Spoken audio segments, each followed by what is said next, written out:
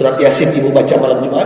Al-yawma nakhtimu ala afwahihim wa tukallimuna aydihim wa tashhadu arjuluhum bima kanu yaksibun.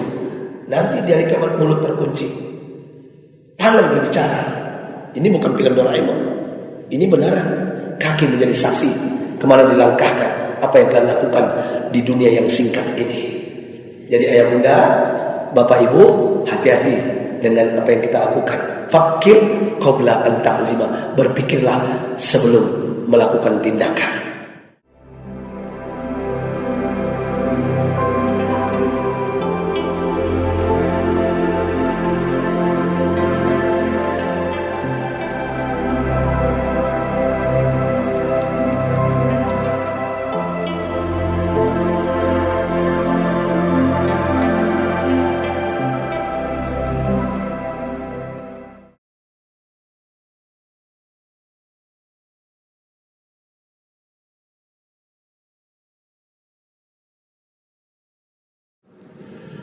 Tidak berpanjang kalam, pagi ini saya ingin menyampaikan materi tentang bahwasanya hidup ini singkat. Hari berganti, minggu berlalu, tahun pun berubah. Tanpa disadari ayah bunda, satu-satu teman kita hilang dari peredaran. Dijemput oleh Allah tiba-tiba, bukan hanya karena corona, tapi karena ketakutan. Satu persatu sahabat kita, teman kita, kaum kerabat kita, handai taulan kita meninggal dunia. Maka janji Allah itu pasti. Kullu nafsin dha'iqatul maut. Setiap yang bernyawa pasti mati. Wa likulli ummatin ajal. Fa iza jaa ajalha la yastakhiruna sa'atan wa la yastaqdimun. Setiap umat ini, kita ini pasti ada waktu kematiannya, ajalnya. Tidak bisa kita akhirkan atau kita majukan. Saya teringat dengan pesan kiai saya Zakasi di Pondok Pesantren Gontok Darussalam sebelum haflatul ikhtitam. Apa pesan beliau kepada para alumni? Berani hidup, tak takut mati. Takut mati, jangan hidup. Takut hidup, mati saja. Pesan itu saya masih ingat sampai hari ini, ayah bunda bapak ibu. Artinya apa? Dunia ini bukan tempat tinggal, tapi tempat kita meninggal. Padang ini bukan tempat kita tinggal bunda, tapi tempat kita meninggal. Di mana kita tinggal? Mudah-mudahan jamaah pagi ini di surganya Allah Subhanahu wa taala. Begitu panjang perjalanan ini, saya dibesarkan di Tanah Abang Bapak Ibu. Walaupun alhamdulillah saya keturunan Minang, bapak saya orang Solo, Paninggahan, Danau Singkarak. Ibu saya orang Batu Sangkar, Senayan. Saya numpang lahir di Tanah Abang. Dari kecil saya dibesarkan berkumpul bergaul dengan orang-orang kaya di Tanah Abang. Kalau bahasa kita di Padang Pak Haji. Karena ada kejujuran bakat untuk mencari uang. Awalnya mungkin di kaki lima di depan Tanah Abang dengan obralnya 3.000 sampai 500, 3.000 sampai 500, 3.000 sampai 500. Akhirnya dengan kekuatan bakatnya tadi dia menjadi orang kaya di Tanah Abang. Bahkan mendapatkan uang banyak sekali. Kalau dihitung-hitung dulu itu ayah bunda, sehari itu bisa ratusan juta. Artinya apa? Ketika kita diberikan kekayaan oleh Allah, dunia ini dalam genggaman kita, banyak diantara oknum Pak Haji Tanah Abang lupa diri, lupa daratan.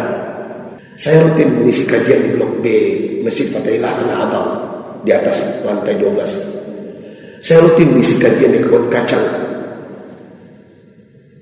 bersama dengan ayahanda saya Pak Haji. Tidak berpanjang kalam, saya berkisah saja seorang oknum pengusaha kaya Tanah Abang. Beliau hebat ya bunda, kekayaannya luar biasa. Umur beliau 60 tahun. Anak beliau 8. Lahir dari seorang istri, 8 orang anaknya. Hartanya banyak, sawit, getah, rumah, tanah, mobil, rekening Indonesia, luar negeri dia punya. Kaya dia, hebat dia. Di zaman SBY itu dia dikenal, Pak. Ternyata Pak Haji ini, beliau di masa lalunya puluhan tahun tidak pernah menyentuh masjid, tidak pernah berbicara tentang akhirat, tidak pernah untuk berbagi dengan sesama, bersedekah, berinfak, apalagi berwakaf. Singkat cerita, beliau masuk masjid, sholat asar sendirian sholat asar. Ketika beliau sholat, lewat anak muda ini oknum wartawan temannya di masa. Jadi Pak pengusaha ini berteman dengan anak-anak muda karena dia orang kaya. Lewat anak muda ini, kaget melihat seorang pengusaha tanah abang sholat. Apa kata anak muda ini? Tumben dia masuk, dia duduk di samping pengusaha yang sedang sholat. Dia tunggu. Ketika pengusaha ini sujud, ayah bunda bapak ibu, terisak-isak dia menangis. Air matanya bercucuran. Setiap sujud menangis. Apa kata anak muda ini? Ajib, mantap. Saya tidak pernah selama hidup melihat orang sholat menangis. Ini pertama kali. Dan saya tahu siapa dia ini, teman saya. Selesai sholat, Assalamualaikum, Assalamualaikum. Apa kata anak muda ini? Tumben sholat. Karena mereka sudah lama gak berjumpa. Saat ketika itu berjumpa dalam keadaan sholat asar. Tumben sholat. Kalau kita begitu kan marah gak? Marah gak? Tapi pengusaha ini diam. Sambil anak muda ini terus berbicara. Wahai pengusaha, aku kaget melihatmu sholat. Masih ingat aku beberapa tahun yang lalu berjumpa terakhir denganmu. Kita pergi ke diskotik, kita teler bersama, mabuk bersama. Dalam mabukmu, dalam telermu, engkau pernah berucap berkata, kita tidak akan pernah masuk masjid. Orang kalau sudah masuk masjid pasti banyak utang. Orang kalau sudah masuk masjid pasti habis berantem dengan bininya. Orang kalau sudah masuk masjid pasti banyak masalah hidupnya. Hari ini kau sholat, dan lucu, aneh, bin ajaib, dalam sholat kau menangis. Ada apa? Apa yang kau ucapkan dulu tidak sesuai dengan hari ini? Terdiam, pengusaha ini terdiam, Pak. Melihat anak muda ini bertubi-tubi bertanya. Sampai terakhir apa kata anak muda ini? Hei Tuan, hei pengusaha, boleh aku bertanya? Jujur jawabnya, silakan, apa yang kau tanyakan? Sampai hari ini berapa tahun umurmu? Dijawab dengan tenang oleh pengusaha ini. Anak muda, umurku sampai hari ini baru 3 tahun. 3 tahun. Terdiam anak muda ini. Pembohong ini orang. Boleh aku tanya yang kedua? Jujur jawabnya. Orang sholat itu jujur. Silakan, aku akan jujur. Berapa jumlah anakmu? Dengan tenang pengusaha ini, ayah bunda bapak ibu menjawab. Hai anak muda, kau bertanya, aku jawab dengan jujur. Anakku cuma 1. Merah pada muka. Anak muda ini kurang ajar, pembohong, pendusta. Aku tahu umurmu berapa tahun, aku tahu jumlah anakmu berapa, tapi kau tidak jujur. Terakhir aku bertanya yang ketiga, kalau kau tak jujur, aku pergi dan kita tidak akan pernah berjumpa lagi. Silakan, kan ku jawab. Berapa total rupiah hartamu kalau ditotalkan semuanya? Sawit, getah, rumah, ruko di Tanah Abang, cabang-cabang di daerah lain, di provinsi lain. Sawit, getah, semuanya, rekening Indonesia, luar negeri, totalnya berapa? Apa jawaban pengusaha ini, ayah bunda? Anak muda, demi Allah aku bersumpah di masjid ini, hartaku baru 40 sampai 50 juta rupiah. Marah anak muda ini ketika mau keluar masjid, ditariknya tangannya. Anak muda, kita pergi ke teras masjid. Kan ku sampaikan apa maksud yang ku sampaikan kepadamu. Yang pertama, Betul engkau, karena kau bergaul denganku sudah lama. Secara angka umurku 60 tahun.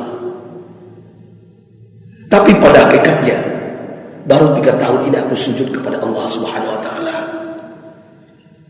Baru 3 tahun aku sadar ada kehidupan setelah kematian. Baru 3 tahun aku sadar ada azab kubur. Baru 3 tahun aku tahu apapun yang kulakukan dalam hidup yang singkat ini pasti ada balasannya, walaupun sebiji zarah. Baru 3 tahun aku sadar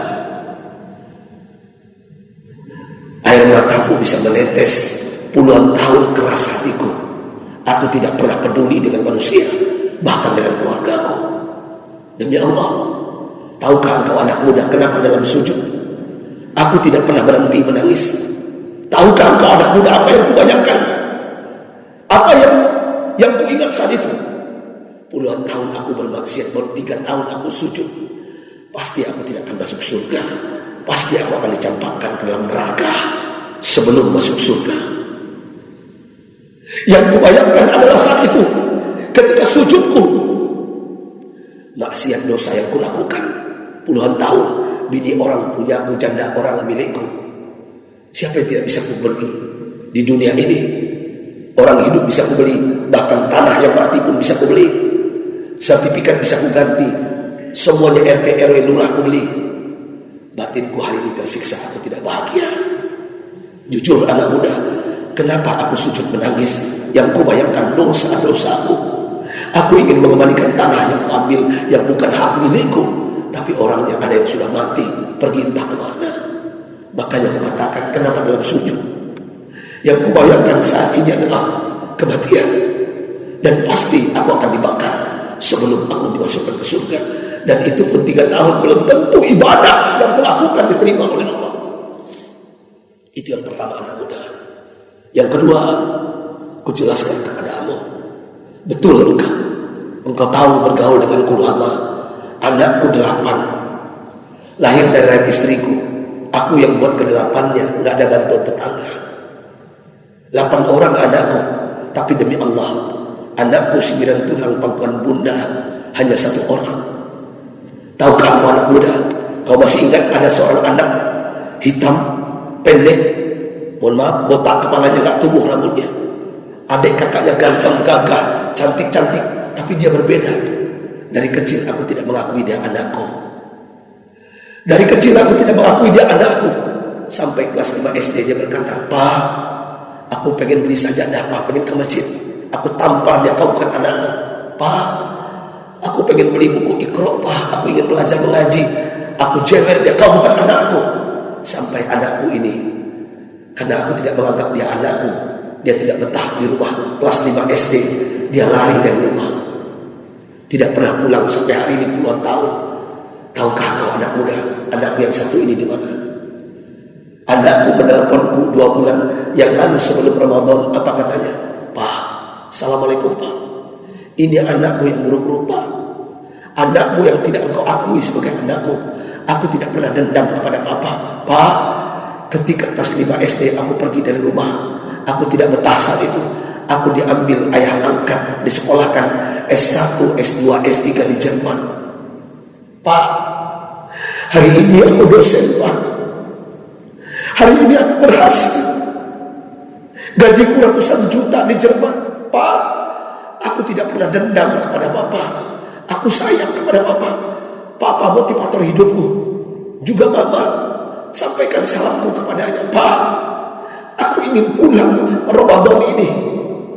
Aku ingin mencium kaki Papa dan Mama. Aku ingin bahagiakan masa tua Papa, Mama. Bapak, aku tahu Papa orang kaya di Tanah Abang. Izinkan anakmu yang buruk rupa ini mentransfer seperempat dari gajinya. Itu tanda baktiku kepadamu. Aku tidak pernah dendam kepada Papa. Dalam doaku namamu kusebut, Pak. Tahukah kau anak muda? Tahukah kau anak muda? Anak yang kubenci selama ini, anak yang puluhan tahun lari dari rumah, dia menelponku sambil berkata, "Aku tidak pernah dendam kepada Papa, walaupun Papa benci. Aku doakan Papa dalam sholatku." Demi Allah anak muda, anakku cuma 1. Benar kata Rasulullah, "Iza mata banu Adama Dalam riwayat lain, izabatal insanu in qata'a amalu illa min salas. Apabila anak cucu Adam mati meninggal dunia, putus amalnya kecuali 3. Yang ketiga apa? Waladin saleh yad'ulah. Anak soleh yang mendoakan orang tuanya. Anakku cuma 1 yang soleh. Dia doakan aku padahal aku benci kepadanya. Tahukah engkau kenapa dalam sujud aku menangis? Aku rindu kepadanya. Aku zalim terhadapnya walaupun tidak ada orang tua durhaka kepada anaknya. Aku ingin dia cepat pulang. Aku ingin mencium kakinya. Aku menyesal. Pulanglah, Papa rindu. Papa meminta maaf kepadamu. Tahukah aku anak muda? 1 anakku, tapi 7 anakku yang lain di ketiakku, bajingan mafia. Belum aku mati, BPKB mobilku digadaikannya. Belum aku mati, tanahku, sertifikatnya digadaikannya, dijualnya. Aku belum mati. Aku baru masuk rumah sakit Pondok Indah. Dia berbaris 7 orang bawa pena, bawa kertas, minta warisan kepadaku. Aku belum mati, belum ada hak mereka. Benar kata Allah dalam firman-Nya, inna min azwajikum wa auladikum aduwwun lakum fahdharuhum. Simak dengan iman ayat benar. Sesungguhnya istri-istrimu dan anak-anakmu bisa menjadi musuh bagimu. Hati-hati.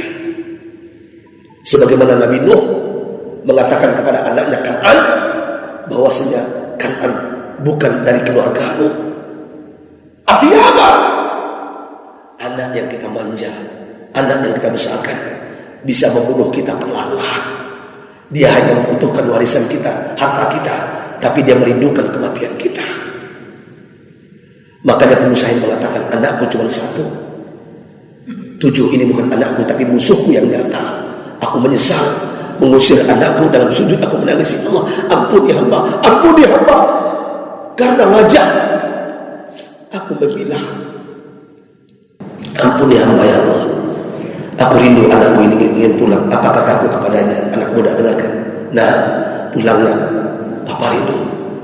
Entar Pak, akhir menjelang Idul Fitri saya libur, saya akan pulang. Mohon maaf sebelumnya Pak, aku tidak minta restu kepadamu. Aku sudah menikah dengan perempuan bule Jerman, tinggi sampai cantik, jelita lehernya panjang Pak, jerapah, cantik mirip Maudy Kusnaidi Pak. Aku sudah punya anak, walaupun wajahku biasa, istriku tinggi, anakku 3 perempuan. Alhamdulillah, berita gembira Pak, anakku tidak mirip denganku, mirip emaknya ketiganya. Izinkan kami pulang bersama Pak. Iya nak, kami tunggu engkau, kami tunggu kau pulang. Anakku cuma 1. Wahai anak muda, kisah pengusaha ini kepada temannya. Yang terakhir, yang ketiga, anak muda, betul kau tahu siapa aku? Hartaku banyak, sawit, getah, rumah, tanah, mobil, rekening Indonesia luar negeri. Bahkan aku tidak tahu lagi di mana sertifikat hartaku. Aku tak tahu lagi, saking banyaknya. Tapi demi Allah, hartaku yang sebenarnya itu yang ku infakkan ke Masjid Rahmatan lil Alamin baru 40 sampai 50 juta rupiah. Itulah hartaku. Hartaku baru 40 sampai 50 juta rupiah. Itu yang ku berikan ke fakir miskin. Itu yang ku berikan kepada para pejuang. Itu yang ku berikan untuk Palestina. Itu yang ku berikan untuk orang-orang soleh, fakir miskin, anak yatim piatu. Baru 40 sampai 50 juta rupiah. Itulah hartaku yang sebenarnya. Yang lain bukan milikku, hanya titipan dari Allah. Bisa jadi rebutan ahli warisku. Ayah muda, pagi yang singkat ini, kenapa saya bercerita ini? Jangan-jangan pengusaha tadi adalah kita yang hadir di Masjid Rahmatan lil Alamin ini. Jangan-jangan kita ini adalah pengusaha tadi. Jangan-jangan pengusaha itu adalah kita. Apa maksudnya ya muda? Kadang-kadang masa tua itu menyadarkan kita, tapi kadang-kadang masa tua itu bahkan menjadi-jadi ulah tingkah laku kita. Artinya apa? Begitulah cara Allah untuk mengakhiri hidup kita. Dan hidup ini singkat. Mohon maaf ayah bunda, Al-Quran mengatakan surat Al-Hajj 47. Bunda baca di rumah Al-Hajj 47 ayat 47. Di ujung ayat mengatakan, mengingatkan kepada kita agar kita tidak tertipu dengan hidup yang singkat ini. Apa kata Allah? Bismillahirrahmanirrahim. Wa inna yawman inda rabbika ka'alfi sanatin mimma ta'uddun. Dan sesungguhnya kata Allah, satu hari di akhirat nanti sama dengan 1000 tahun di dunia ini, ayah bunda. Apa maksudnya? 3 jam kita hidup di akhirat. 3 jam itu sama dengan 125 tahun kita hidup di dunia. Maksudnya apa? 1,5 jam di akhirat nanti, 1,5 jam itu sama dengan 62,5 tahun kita hidup di dunia. Pertanyaannya, ayah bunda bapak ibu, umat Nabi Muhammad berapa tahun umurnya? Berapa tahun umurnya? Beliau menyampaikan dalam sabdanya, akmari ummati ma baina sittina ila sab'ina sanatan. Umur umatku, kata beliau, di antara 60 sampai 70 tahun. Berarti kita hidup cuma 1,5 jam. Saya mau tanya ibu-ibu, bunda, 1,5 jam lama, singkat? Singkat. Ayah anda 1,5 jam panjang, pendek? Pendek. Apa yang kita cari? Apa yang kita banggakan dengan jabatan, pangkat, kedudukan selama ini? Apa yang kita sombongkan dengan harta? Cukup Fir'aun yang mengaku dirinya Tuhan dibinasakan di laut merah karena menghina seorang Nabi Allah Musa alaihissalam. Cukup Qarun yang diabadikan dalam surat Maryam, kaya dan luar biasa, menghina Nabi Musa dengan bersedekah, berzakat anjing. Saat itu bumi Allah ini pernah dibelah, dimasukkan hartanya dan Qarun ke dalamnya, dihimpit oleh Allah. Makanya ibu-ibu, bapak-bapak, kalau menggali lubang di belakang rumah, jumpa harta, namanya harta karun. Maksudnya apa? Agar kita tidak seperti karun, agar kita tidak angkuh sombong karena kelebihan kita miliki. Demi Allah ya bunda, Rasul mengatakan, la yadkhulul jannah man kana fi qalbi misqala dzarratin min kibr. Tidak akan pernah masuk surga orang yang dalam hatinya ada sebiji zarah kesombongan. Tidak akan pernah masuk surga, ayah bunda, orang yang dalam hatinya ada sebiji zarah kesombongan. Betapa sering kita sombong. Usikum pada si bitaqwallah. Saya juga merasakan, Pak, karena hidup di Tanah Abang. Kadang-kadang meremehkan karyawan kita, membentaknya, pembantu di rumah tangga kita, hanya gara-gara kopi terlambat, piring pecah. Allahu Akbar. Pertanyaannya, sombong itu apa? Apakah pakai gelang panjang, gelang yang besar, kita begini-begini sombong? Bukan itu. Itu beda lagi. Apakah sombong itu kita bergaya pakai mobil mewah? Bukan itu. Dalam konsep Islam, sombong itu kata Rasulullah dua. Apa itu? Batarul haq, menolak kebenaran. Itu sombong, Pak. Menolak kebenaran. Kalau bukan ustaz dia yang ceramah, dia nggak mau dengar. Kalau bukan aliran dia yang duduk berceramah, dia nggak mau dengar. Kalau menurut dia orang ini baru S2, saya udah doktor, sombong, Pak. Makanya Ali bin Abi Thalib mengatakan, apabila anak kecil memberikan aku satu ilmu, akan aku jadikan mursyidku, imamku, guruku. Itu Ali, digelari oleh Nabi Muhammad babul ilmi, pintunya ilmu. Menolak kebenaran, Pak, itu sombong. Yang kedua apa? Astagfirullah. Ghamdun nas, suka meremehkan orang lain. Berapa sering kita meremehkan orang lain? Kita punya mobil, kita remehkan yang bawa motor. Padahal hujan lebat, hari banjir tetap kencang, keciprat orang bersumpah, kita malah santai saja. Apa salahnya kita ngerem? Ada perasaan. Yang bawa motor sombong dengan yang bawa sepeda, yang bawa sepeda sombong dengan yang jalan kaki, yang jalan kaki sombong dengan yang lumpuh gak jalan. Yang lumpuh, sudah lumpuh dia, sombong. Dia mati, aku masih hidup. Allahu Akbar. Ayah bunda, mudah-mudahan kita jauh dari ini. Demi Allah saya sampaikan, Al-kibru ridai. Dalam hadis qudsi Allah berfirman, sombong itu selendangku, wal azamatu izari. Kebesaran, jabatan, pangkat, kedudukan itu kain sarungku. Faman nazza'a wahidan minhuma, siapa yang mengambil salah satunya akan aku campakkan ke dalam neraka jahanam. Ngeri saya, berat saya menyampaikan hadis ini ayat benar. Tapi bagaimanapun ini kewajiban saya menasihati diri saya. Saya juga dosen, saya juga dagang kecil-kecilan di Tanah Abang. Allahu Akbar. Saya juga guru ngaji keliling. Apa yang kita banggakan? Apa yang kita bawa?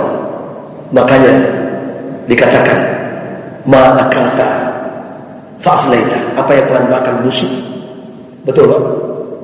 Ma labista fa'ablaita, apa yang kalian pakai lapuk. Wa ma tasaddaqta faqaddaita, apa yang kalian infak sedekahkan, bagikan dengan sesama, itulah yang akan menjamin kehidupan akhirat dan memberikan cahaya kuburan kalian. Ayah bunda bapak ibu, mohon maaf, hidup cuma 1,5 jam. Dan saya lihat di depan saya ini wajah-wajah kayaknya rata-rata 60 tahun. Betul? Sudah 60 tahun. Benar. Saya tidak menakuti ayah anda. Mohon maaf bunda, saya tidak menakut-nakuti di Masjid Rahmatan Am, cuma mengancam. Halo. Dalam kitab yang pernah saya baca, orang kalau sudah berumur 60 tahun ke atas, malaikat Israel pencabut nyawa masuk rumah kita sehari semalam hampir 70 kali, Pak. Ini habis subuh masuk, cabutlah ya. Dia pergi lagi 20 menit datang lagi, Pak. Hati-hati Pak yang 60 tahun. Saya baru 50 tahun. Halo. Mohon maaf. Saya hanya mengingatkan, saya mencintai ayah karena Allah. Biar kita lebih yakin lagi. Surat Ar-Rum 54, Bunda, Ar-Rum 54. Baca di rumah, hayati, renungkan. Ar-Rum 54. Apa kata Allah? Bismillahirrahmanirrahim. Allahul ladzi khalaqakum min dha'fin. Allah menciptakan kita awalnya Pak lemah, Pak. Semua yang hadir ini lemah. Bayi baru lahir, Pak, lemah. Modalnya apa? Menangis. Kalau bahasa Minangnya apa? Mengiak. Modalnya menangis, Pak. Makanya bayi itu kalau lahir langsung mengiak, menangis. Dulu waktu kecil kita belum ada dokter bidan, dukun beranak. Kalau nak menangis, Pak, diambilnya kaki kita, diangkatnya begini, baru lahir, dipukulnya pantat kita, petak, nyak, berarti hidup. Kalau tidak menangis, ada 2 kemungkinan, mati atau bisu. Lemah. Buktinya apa? Ketika kita haus lapar, cukup menangis. Ketika kita pipis, beol, buang air besar, cukup menangis. Ketika sakit perut, menangislah. Semakin kencang tangisan, semakin cepat pertolongan datang. Betul kan? Makanya bayi-bayi, saran saya, kalau pengen cepat ditolong oleh emaknya, kencangkan tangisannya. Lemah. Allah yang mengatakan Ar-Rum. Tapi ingat Bapak Ibu, setelah itu apa? Summa ja'ala min ba'di dha'fin quwwatan. Setelah kalian lemah, kata Allah, kami akan ciptakan kalian kuat, hebat. Hari ini ayah bunda bapak ibu di Masjid Rahmatan lil Alamin kuat semuanya. Betul? Masih kuat? Walaupun satu persatu sudah mulai kesemutan. Ini udah mulai kesemutan, Pak. Duduk kayak gini udah mulai kesemutan, Pak. Jangan bohong, Pak. Kaki kesemutan, asam urat muncul, kolesterol, kencing tinggi darah, kencing manis darah tinggi, mulai berfungsi. Artinya apa? Perhatikan, kita kuat, kita hebat, itu ada limitnya, ada batasnya. Bagi yang PNS, ASN, batasnya apa? Pensiun, selesai. Dosen, pensiun, selesai. Pengusaha, pedagang, ada limitnya, ada batasnya. Kapan? Ketika sudah tadi berpenyakit, Pak. Ya, kolesterol, asam urat tadi, uang yang dicari dikumpulkan berselingkuh dengan dokter spesialis, berselingkuh dengan hospital, rumah sakit. Yang kita kumpulkan, Pak, habis untuk mengobati diri kita. Sampai kadang-kadang tempurung kaki kita, Pak, tempurung kaki kita nih, Pak, tempurungnya, Pak, itu harganya 200 juta. Masih ingat bapak saya, Pak, sebelah kanan, Pak, beli tempurung, Pak, tempurung kaki, Pak, 200 juta lebih, Pak. Dan hebat lagi apa? Jantungnya dikasih ring. Dan itu ratusan juta, ada yang 3, ada yang 1. Jadi uang yang dicari Pak, begitu habis, ada batasnya, ada waktunya. Makanya benar kata Allah di ujung ayat tadi, summa ja'ala min ba'di quwwatin dha'fan wa syaibatan. Setelah kalian kuat, hebat, luar biasa kalian, suatu hari nanti kalian akan lemah kembali dan beruban. Mohon maaf ayah anda yang beruban. Ini Al-Quran ya Bapak. Ustaz orangnya kurang ajar. Mana ada di Al-Quran beruban? Buka Ar-Rum 54. Syaibah itu artinya uban. Tanya sama Ustaz. Syaibun, syaibah itu uban.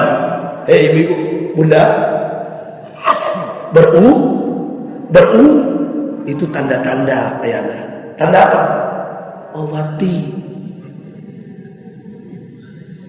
Maksudnya apa ayahnya? Ibu-ibu, sudah cukuplah. Lemah yang kedua beruban ini, itu sudah di penghujung Pak. Kalau bahasa Minangnya lalawi sanjung. Jangan banyak gaya lagi, cukup 1 gaya saja. Ya, pulanglah ke rumah. Sekali-kali ambil tangan istri, ayah bunda, ayahnya, ambil tangan istri. Ambil tangannya, cium tangannya. Buang ego kita, minta maaf kepadanya Pak. Banyak dosa kita Pak. Banyak dosa kita kalau perlu basuh kaki istri Pak. Sekali-kali kita manjakan dia. Jadikan pramugari, bidadari di rumah tangga kita. Kalau perlu minum airnya. Banyak dosa kita kepada istri kita. Mohon maaf, astagfirullahaladzim. Saya menasihati diri saya. Ambil, peluk dia, bisikkan di telinganya. Mungkin kata-kata ini sudah lama. Aku mencintaimu karena Allah sayang. Atau katakan kepadanya bapak-bapak, kalau sudah tua, lemah dan berubah, katakan, cepat katakan. Di mana lagi kau simpan barang itu yang lainnya? Bapak Ibu, waktu juga yang misalkan kita. Terakhir Rasulullah mengingatkan, lan tazula qadama abdin yaumal qiyamah hatta yus'ala an arba'i khisalin. Tidak akan pernah beranjak kaki anak Adam pada hari kiamat nanti sampai ditanya 4 perkara. Apa Ustaz Oren? Pertama, an umrihi fi ma'afnah, tentang umur kita, kemana kita habiskan. Ditanya. Kedua, an ilmi fi ma'amila bihi, tentang ilmu yang kita dapatkan pagi ini, sudahkah kita amalkan? Di antaranya Pak, minta maaf sama bini. Setuju Pak? Setuju Bu? Yang ketiga, an malihi min aina tasabah wa fi ma anfaqah, harta kita dari mana kita dapatkan, kemana kita keluarkan. Yang keempat, an jismihi fi ma ablah, tentang anggota badan, apa yang telah kita perbuat dengan anggota badan ini. Mata kita melihat film-film porno di handphone, ini akan bersaksi. Tangan kita yang ramah, rajin menjamah yang bukan milik kita, ini akan berbicara. Kaki kita melangkah. Surat Yasin ibu baca malam Jumat. Al-yawma nakhtimu ala afwahihim wa tukallimuna aydihim wa tashhadu arjuluhum bima kanu yaksibun. Nanti di hari kiamat mulut terkunci, tangan berbicara. Ini bukan film Doraemon. Ini benaran. Kaki menjadi saksi kemana dilangkahkan, apa yang telah lakukan di dunia yang singkat ini. Jadi ayah bunda, bapak ibu, hati-hati dengan apa yang kita lakukan. Fakir qabla an ta'zima, berpikirlah sebelum melakukan tindakan. Hada namanya kebaik-baik subhanallah wa bihamdika asyhadu an la ilaha illa anta astaghfiruka wa atubu ilaik. Billahi taufiq wal hidayah. Assalamualaikum warahmatullahi wabarakatuh.